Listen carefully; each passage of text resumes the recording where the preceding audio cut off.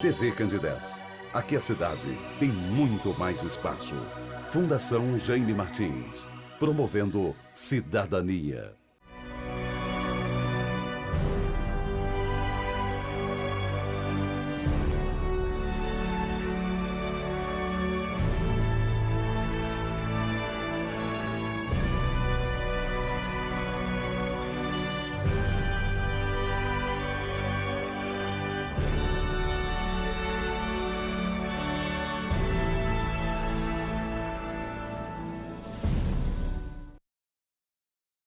Olá, caros amigos da TV Candidez, estamos iniciando mais um programa Espírita Nova Era, uma realização da AME, Aliança Municipal Espírita de Divinópolis. E como já é de conhecimento de todos aqueles que nos acompanham, o nosso programa objetiva levar até você, caro telespectador, os princípios da doutrina espírita, através de um diálogo interativo onde poderemos facilitar o entendimento, tornando claro determinados assuntos, determinados tabus, determinados questionamentos da humanidade, dentro daquilo que a doutrina espírita tem a nos dizer. E no programa de hoje, nós vamos trabalhar um tema que é uma bem-aventurança do nosso Mestre Jesus, intitulado Bem-aventurados aqueles que têm puro coração.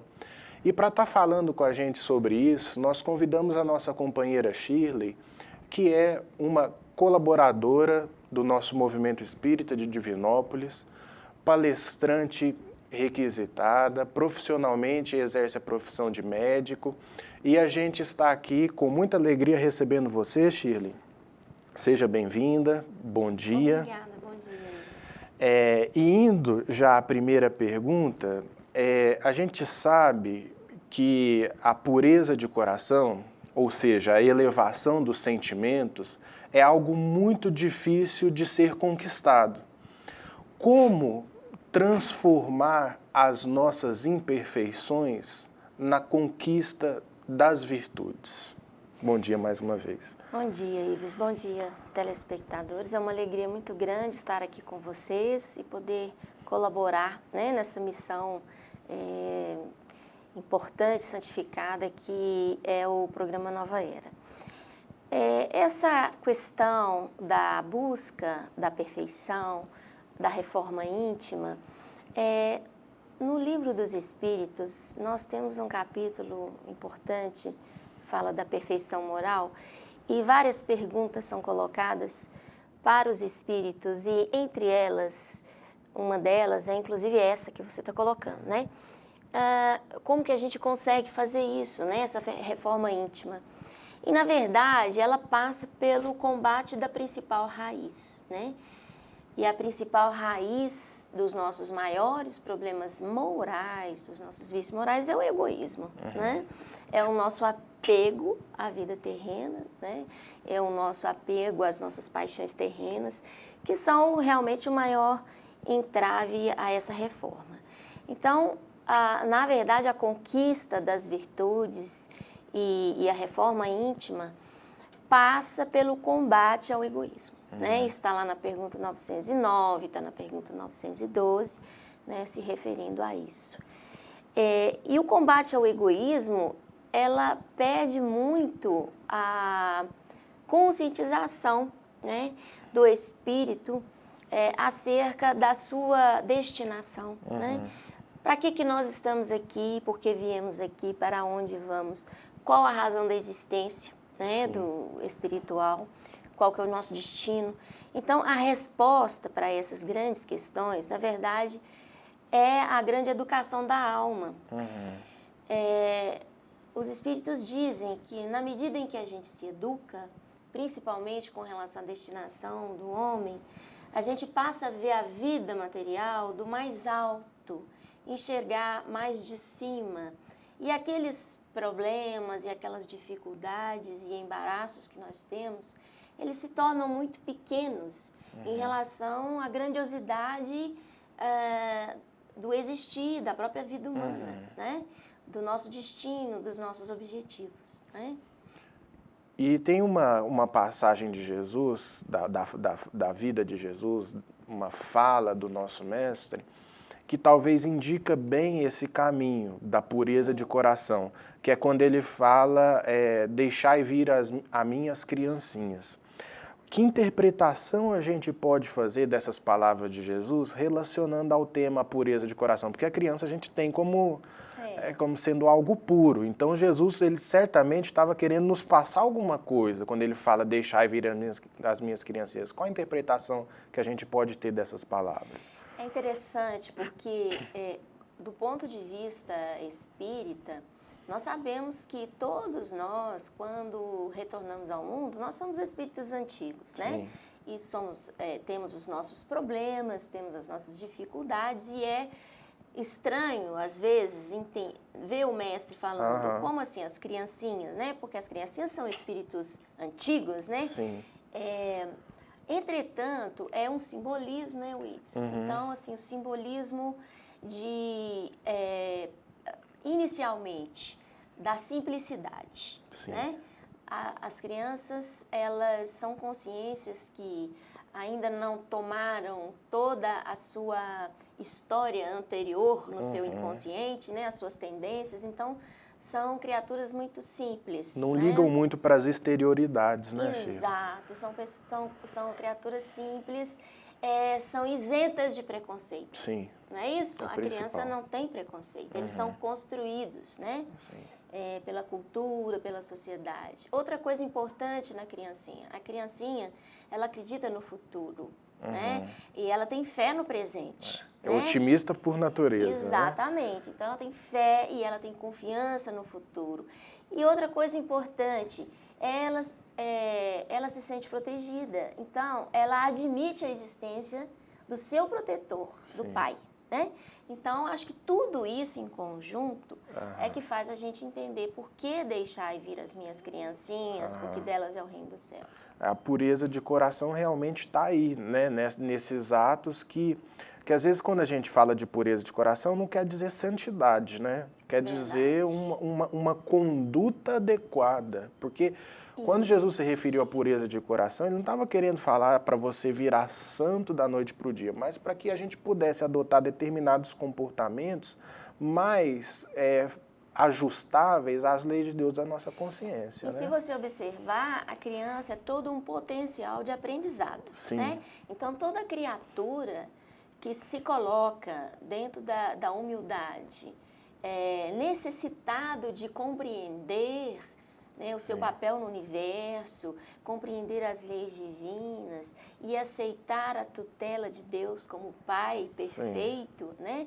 Então, é essa criatura que estará em condições de empregar esforços, né, para dominar as suas tendências infelizes, né? Com certeza. E Shirley, quando a gente também está falando da pureza de coração, a gente precisa observar que existem alguns obstáculos para o nosso aperfeiçoamento moral, porque pureza de coração é aperfeiçoamento moral, é elevação dos sentimentos. Quais são esses obstáculos que o espírito enfrenta quando ele se propõe a sua melhoria íntima? E eu já vou intercalar com uma outra pergunta que é: quando o espírito ele se conscientiza dessa melhoria, porque é tudo uma tomada de consciência, né? Você toma consciência de uma coisa. Como estabelecer uma relação saudável com essa nossa melhoria íntima? Eu estou juntando as duas porque elas têm muito a ver, elas são muito semelhantes. De uma maneira a não dar salto na natureza, porque assim, às vezes quando a gente toma consciência, a gente quer virar Francisco de Assis da noite para o dia.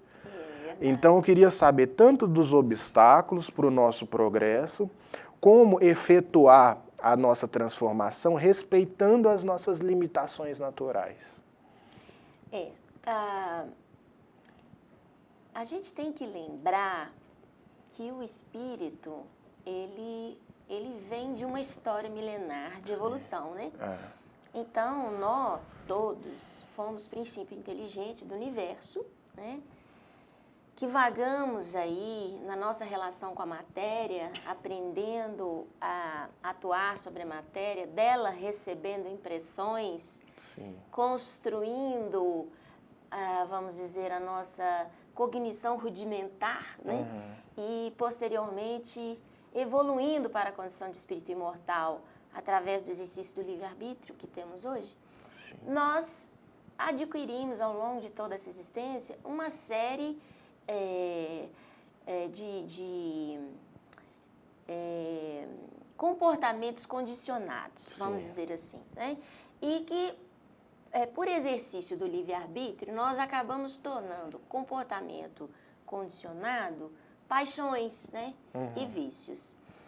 Evidentemente que isso foi construído ao longo de muito tempo. Sim. Evidentemente que nós, para a nossa libertação, nós vamos levar algum tempo também. As nossas né? tendências falam muito. Exatamente. Então, a gente vai precisar desse tempo, né, para nós nos reconstruirmos, né? Mas começa pelo combate ao egoísmo e o apego à vida material.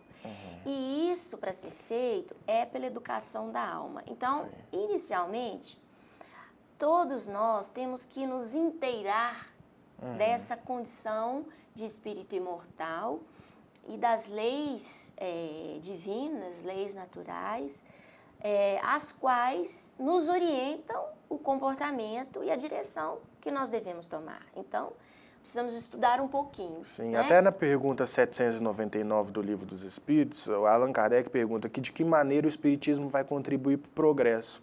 E a espiritualidade responde, destruindo o materialismo e revelando ao homem que a vida não acaba com a morte do corpo físico, revelando ao homem a sua vida futura. Ou seja, quando ele vê que existe algo para além da matéria, ele passa a não encarar aqui como sendo uma finalidade suprema da vida. Isso muda completamente, muda a visão. Ives, completamente.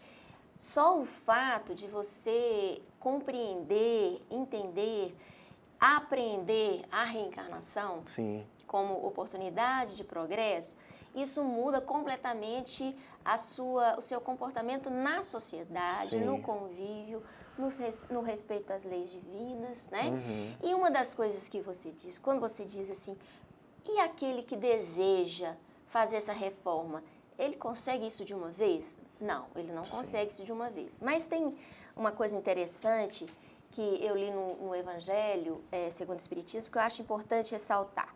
O que quer que fizerdes, remontai até a fonte de todas as coisas. Nada façais sem que a lembrança do divino, a lembrança de Deus, venha purificar e santificar os vossos atos. Sim. Então, se a gente, toda vez que nós tivermos um sentimento ou uma resposta a ser dada a alguma coisa que nos interpela, nós fazemos aquelas 3 perguntas, né? Eu quero, eu posso, eu preciso, né? Nós já começamos a direcionar o nosso comportamento em direção à linha proposta pelo Evangelho de Jesus. Do equilíbrio, sem se cobrar demais, né? Exato. Evidentemente, alguns erros acontecerão que ao longo dos séculos nós não iremos mais cometer. Sim. Mas como diz os Espíritos, reconhece o verdadeiro espírita ou o verdadeiro cristão pelos esforços que ele emprega para domar as suas más inclinações, e não pela santidade. A chave é o esforço, porque eu vejo que muita gente, muitas vezes, perante os primeiros tropeços da sua reforma, da sua busca da reforma íntima, se veem desmotivados, porque ainda trazem tendências muito fortes e muito intensas do seu estado ainda de primitivismo, que todos nós trazíamos as suas reminiscências e que muitas vezes nos levam a deslizar.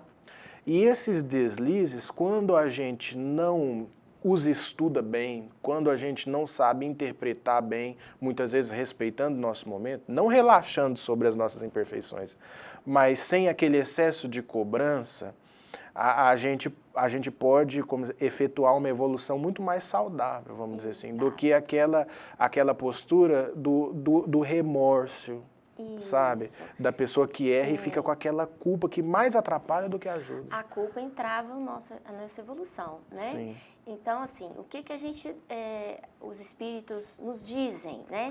Eles nos dizem que nós devemos nos disciplinar, né? Disciplina sobre o nosso pensamento, sobre os nossos sentimentos, sobre as nossas atitudes, mas misericórdia, né? Sim. Então, essa misericórdia, ela não existe só para a gente ter pelo outro, Sim. ela existe para a gente ter por nós mesmos. Amar ao próximo como assim. Como assim mesmo, a gente precisa ter essa misericórdia. E quando a gente fala ter misericórdia, não é você acobertar o erro, não é você ser conivente com ele, né? É você reconhecê-lo. Nossa, eu tenho essa dificuldade, eu preciso fazer muitos exercícios na minha vida de relação, na minha vida com as outras pessoas, para adquirir a virtude que se opõe a essa dificuldade que eu tenho, né? Então, é reconhecer. O conhece-te a ti mesmo de Santo Agostinho, né? Sim. Conhece-te a ti mesmo, porque a gente se conhecendo e reconhecendo essas maiores dificuldades, a gente vai se dispor nos momentos que somos testados diante dessa dificuldade, a reconhecê-la. Opa, olha aqui o momento aparecendo e é o momento que eu tenho que me fortalecer. E é justamente essa pergunta que a gente vai fazer nesse caminho. Qual que é o papel do autoconhecimento nessa nossa transformação moral? É mais ou menos por isso que... É fundamental, né? Sim. E se a gente não começar a se conhecer e a se reconhecer nas suas dificuldades, como que nós vamos empregar esses esforços, direcioná-los nas nossas maiores dificuldades morais, né? Sim. E, na verdade, quando Jesus passou aqui na Terra, ele não foi no templo buscar os doutores da lei para serem os apóstolos. Ele buscou as pessoas humildes, né? Foram os pescadores, que quase nada sabiam a respeito das leis, a respeito da relação do homem com Deus. Buscou os pescadores. Isso significando, isso também é símbolo para a gente, que nós precisamos nos tornar sedentos desse conhecimento, desse entendimento, buscando esse preparo. E esse preparo vem com muita leitura, com o estudo do Evangelho. Evidentemente que toda seita cristã vai te oferecer a oportunidade de estudar o Evangelho de Jesus. A doutrina espírita, eu diria que ela é um atalho para isso, né? A doutrina espírita, ela facilita essa compreensão, ela aprofunda. É o Evangelho de Jesus redivivo, despido de toda a cultura humana e preconceitos, né? Que nós mesmos colocamos ao longo dos séculos acerca dos ensinamentos do Cristo. A doutrina espírita vem despir tudo isso, né? É o Evangelho puro. E nós precisamos estudar, nos conhecer e nos estudar. Que aí a gente consegue entender melhor por que nós tomamos essa ou aquela atitude, né? E como que nós vamos melhorar isto ou aquilo. E a partir do autoconhecimento, né, Shirley, que a gente vai tendo um norte. E esse autoconhecimento, muitas vezes, ele só nos apresenta, ele só nos chega através de situações desfavoráveis. Porque é muito fácil nós convivermos em meio de pessoas que, de certa forma, nos apresentam uma convivência fácil, porque são pessoas amoráveis, são pessoas da nossa afinidade. Ou seja, não são aquelas pessoas que vão, de certa forma, tirar de dentro de nós alguma movimentação virtuosa, porque a gente vai estar transitando num clima de amabilidades. Então, é justamente num terreno de adversidade que eu vou poder reconhecer em mim aqueles monstrinhos. As próprias dificuldades. Aqueles monstrinhos que muitas vezes uma situação de convivência, de convívio favorável, não me mostraria. Exato. Né? E essa é uma das razões da reencarnação. Sim. Por isso que nós não conseguimos fazer nossa evolução só a nível espiritual, como muitos perguntam. Então, para que vem a Terra? A gente pode evoluir lá, né? Sem dúvida. No mundo espiritual existe uma barreira vibratória, né? Por pensamentos, em que você, na realidade, o seu pensamento, o seu tesouro, né? Onde estiver o seu pensamento, o seu tesouro, aí estará o vosso coração. Então, o mundo espiritual ele é estratificado pelas vibrações que nós emitimos. E nós não conseguimos uma convivência diária com criaturas que pensam diferente de nós e sentem diferente de nós. Sim. Onde que nós vamos conseguir isso? É aqui na Terra. Mergulhado no corpo físico, essas barreiras vibratórias, elas deixam de existir. O corpo físico abafa isso, né? Sim. E aí nós conseguimos conviver com aquelas criaturas que estão muito mais à frente de nós, que nós não conseguiríamos no mundo espiritual, e também com aquelas que ainda estão na retaguarda, com quem também nós não conseguiríamos essa convivência. Então, a reencarnação é uma bênção nesse sentido, e essa oportunidade em que, através das nossas relações na Terra, com criaturas em condição tão diversas da nossa, nós vamos exercitando as nossas virtudes e vencendo as nossas más inclinações. Pois é. E na pergunta 919, essa questão eu acho que deve vir à tona nesse momento final da nossa reflexão. Porque a pergunta 919 do Livro dos Espíritos Allan Kardec indaga para a espiritualidade o seguinte, de que maneira o espírito pode, qual meio prático e eficaz da gente resistir aos arrastamentos do mal e atingir a felicidade que seja possível na Terra? Questão 919. E a espiritualidade responde, conhece-te a ti mesmo. Quando a pergunta talvez nos indique mais elementos para análise do que a própria resposta. Porque de que forma, meio prático e eficaz?